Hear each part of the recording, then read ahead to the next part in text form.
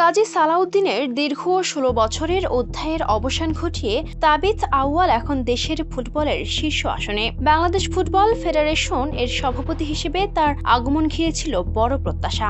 ঘরোয়া ফুটবলে নতুন প্রাণ, জেলা পর্যায়ে জাগরণ আর সামগ্রিক উন্নয়নের স্বপ্ন।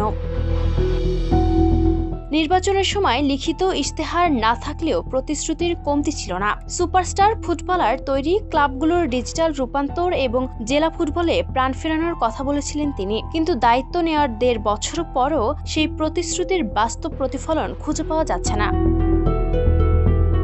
দেশের কোন জেলায় কবে লিগ হয়েছে এই তথ্য খুঁজতে গেলে রীতিমতো হিমশিম খেতে হয়। বাস্তবতা হলো অধিকাংশ জেলার কর্মকর্তারাই যেন স্থানীয় লিগের অস্তিত্ব ভুলতে বসেছেন। বাফুফের তথ্য অনুযায়ী গত বছর দেশের ৬৪ জেলার মধ্যে লিগ অনুষ্ঠিত হয়েছে মাত্র ৫টিতে: চট্টগ্রাম, ময়মনসিংহ, মাগুরা, সিলেট ও কিশোরগঞ্জ। বাকি জেলাগুলোয় যেন চলছে ফুটবলের অঘোষিত কারফিউ।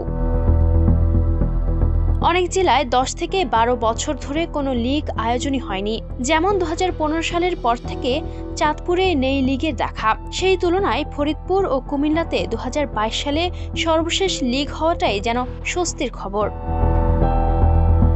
নারায়ণগঞ্জের চিত্র আরও হতাশাজনক। ২০০৮ থেকে ২০১৮ এই ১০ বছরে সেখানে লিগ হয়েছে মাত্র ৪ বার। আর ২০১৮ সালের পর থেকে একবারও নয়। জেলা ফুটবল অ্যাসোসিয়েশনগুলোর নিষ্ক্রিয়তা এবং বাফুফের অতিরিক্ত ঢাকা কেন্দ্রিকতা এই অচলাবস্থার প্রধান কারণ হিসেবে দেখছেন সংশ্লিষ্টরা।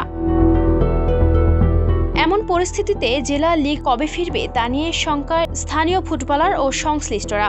দেশের ফুটবলের ভবিষ্যৎ এখন অনেকটাই নির্ভর করছে এই স্থবিরতা কাটিয়ে ওঠার উপর।